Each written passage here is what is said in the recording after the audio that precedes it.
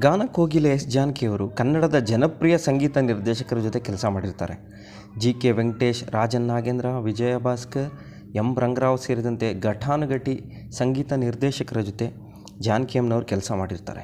ಆದರೆ 80ರ ದಶಕದ ನಂತರ ಅವರು ಕನ್ನಡದಲ್ಲಿ ಅತಿ ಹೆಚ್ಚು ಹಾಡುಗಳನ್ನು ಹಾಡಿದ್ದು ಹಂಸಲೇಖ ಅವರ ಸಂಗೀತ ಸಂಯೋಜನೆಯ ಗೀತೆಗಳಿಗೆ.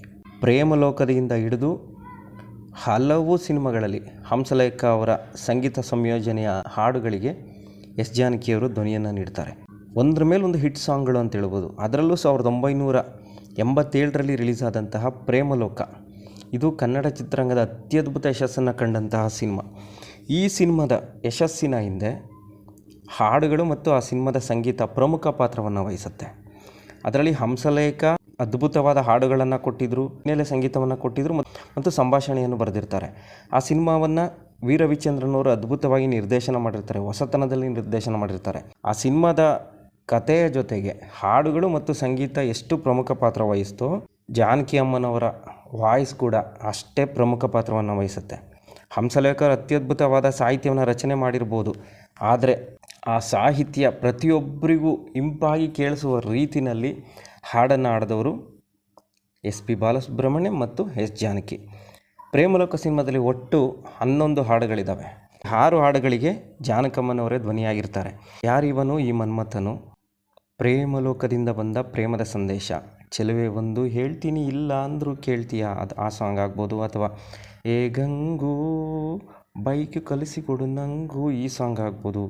ಇದು ನನ್ನ ನಿನ್ನ ಪ್ರೇಮ ಗೀತೆ ಚಿನ್ನ, ಬಾಯ್ ಫ್ರೆಂಡ್ ಬರ್ತಾನಂತ ಬಾಯ್ ಬಿಡಬೇಡ, ಈ ಎಲ್ಲ ಹಾಡುಗಳಿಗೂ ಎಸ್ ಜಾನಕಿಯವರು ಧ್ವನಿಯಾಗಿರ್ತಾರೆ. ಇದರಲ್ಲಿ ಒಟ್ಟು 3 ಹಾಡುಗಳಿಗೆ ಎಸ್.ಪಿ.ಬಿ. ಅವ್ರ ಜೊತೆ ಎಸ್ ಜಾನಕಿಯವರು ಹಾಡನ್ನು ಹಾಡ್ತಾರೆ. ಒಂದು ಹಾಡಿಗೆ ಜೇಸುದಾಸ್ ಅವ್ರ ಜೊತೆಯಲ್ಲಿ ಹಾಡು ಹೇಳಿರ್ತಾರೆ. ಇನ್ನು 2 ಹಾಡುಗಳನ್ನು ಸಿಂಗಲ್ ಆಗಿ ಜಾನಕಮ್ಮನವರು ಹಾಡಿರ್ತಾರೆ. ಈ ಹಾಡುಗಳು ಅಂದು ಎಷ್ಟು ಜನಪ್ರಿಯತೆಯನ್ನು ಪಡೆದಿತ್ತು ಮತ್ತು ಇವತ್ತಿಗೂ ಆ ಜನಪ್ರಿಯತೆಯನ್ನು ಯಾವ ರೀತಿ ಉಳಿಸ್ಕೊಂಡಿದೆ ಅನ್ನೋದು ಪ್ರತಿಯೊಬ್ಬರಿಗೂ ಗೊತ್ತು.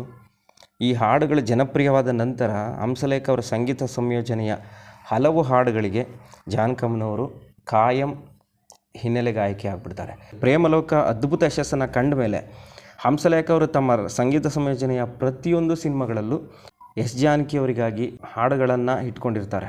ಜಾನಕಿ ಅಮ್ಮನವರೇ ಹಾಡಬೇಕು ಅಂತೇಳಿ ಅವ್ರ ಕೈಯಲ್ಲಿ ಆಡಿಸ್ತಾಯಿದ್ರು. ಅಂತಹ ಒಂದು ಅದ್ಭುತವಾದ ಕಂಠಸಿರಿ ಜಾನಕಿ ಅಮ್ಮವ್ರದ್ದು.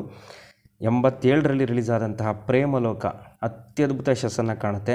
ಅತ್ಯದ್ಭುತ ಯಶಸ್ಸಿಗೆ ರವಿಚಂದ್ರನ್ ನಿರ್ದೇಶನ ಎಷ್ಟು ಮುಖ್ಯವಾಗಿತ್ತೋ, ಹಂಸಲೇಖ ಅವರ ಸಂಗೀತ ಸಾಹಿತ್ಯ ಎಷ್ಟು ಮುಖ್ಯವಾಗಿತ್ತೋ, ಅಷ್ಟೇ ಪ್ರಮುಖ ಪಾತ್ರ ವಹಿಸಿದ್ದು ಜಾನಕಿ ಅಮ್ಮನವರ ಕಂಠಸಿರಿ ಮತ್ತು ಎಸ್.ಪಿ.ಬಿ. ಅವರ ಕಂಠಸಿರಿ. ಪ್ರೇಮಲೋಕ ನಂತರ ಒಂದರ ಹಿಂದೆ ಒಂದು ಹಿಟ್ ಸಿನಿಮಾಗಳನ್ನು ಹಂಸಲೇಖ ಅವರು ಕೊಡ್ತಾ ಹೋಗ್ತಾರೆ. ರಣಧೀರ, ಕಿಂದರಿ ಜೋಗಿ, ಯುದ್ಧಕಾಂಡ, ಬಣ್ಣದ ಗೆಜ್ಜೆ, ಶಾಂತಿಕ್ರಾಂತಿ, ಗೋಪಿಕೃಷ್ಣ, ಹಳ್ಳಿ ಮೇಷ್ಟ್ರು, ಮಣ್ಣಿನ ದೋಣಿ, ಅಣ್ಣಯ್ಯ, ಮನೆ ದೇವರು, ರಸಿಕಾ, ಈ ರೀತಿ ಒಂದರ ಮೇಲೊಂದು ಸೂಪರ್ ಹಿಟ್ ಸಾಂಗ್ಸ್ಗಳನ್ನು ಹಂಸಲೇಖ ಅವರು ಕೊಟ್ಟಿರ್ತಾರೆ. ಈ ಎಲ್ಲ ಸಿನಿಮಾಗಳಲ್ಲೂ ಜಾನಕಿ ಅಮ್ಮನವರು ಅತ್ಯದ್ಭುತವಾಗಿ ಹಾಡನ್ನು ಹಾಡಿರ್ತಾರೆ. ಕಿಂದರಿ ಜೋಗಿನಲ್ಲಿ ಬರುವಂತಹ ಗಂಗೆ ಬಾರೆ ತುಂಗೆ ಬಾರೆ ಆಗ್ಬೋದು, ಯುದ್ಧಕಾಂಡದ ಸೋಲೆ ಇಲ್ಲ, ಬಣ್ಣದ ಗೆಜ್ಜೆ ಚಿತ್ರದ ಸ್ವಾತಿ ಮುತ್ತಿನ ಮಳೆಹನಿಯೋ, ಶಾಂತಿಕ್ರಾಂತಿ ಸಿನಿಮಾದ ಮಧ್ಯರಾತ್ರಿಲಿ ಸಾಂಗ್ ಇರ್ಬೋದು, ಅಥವಾ ಹುಟ್ಟೋದ್ಯಾಕೆ ಸಾಯೋದ್ಯಾಕೆ ಇರ್ಬೋದು, ಚಿಕ್ಕಯಜಮಾನ್ರು ಚಿತ್ರದ ರಾಮ ರಾಮ ರಾಮ ಸಾಂಗ್ ಇರ್ಬೋದು, ಹಳ್ಳಿ ಮೇಷ್ಟ್ರು ಸಿನಿಮಾದ ಸಂಕ್ರಾಂತಿ ಬಂತು. ಈ ರೀತಿ ಜಾನಕಿ ಅಮ್ಮವರು ವಾಯ್ಸ್ ಕೊಟ್ಟಿರುವಂತಹ ಸಾಂಗ್ಗಳು ಅತ್ಯದ್ಭುತ ಅಂತ ಹೇಳ್ಬೋದು. ಆ ಎಲ್ಲ ಹಾಡುಗಳನ್ನು ಇವತ್ತಿಗೂ ಕನ್ನಡ ಚಿತ್ರಪ್ರೇಮಿಗಳು ಮತ್ತೆ ಮತ್ತೆ ಕೇಳ್ತಾನೆ ಇರ್ತಾರೆ, ಗುನುಗ್ತಾನೆ ಇರ್ತಾರೆ.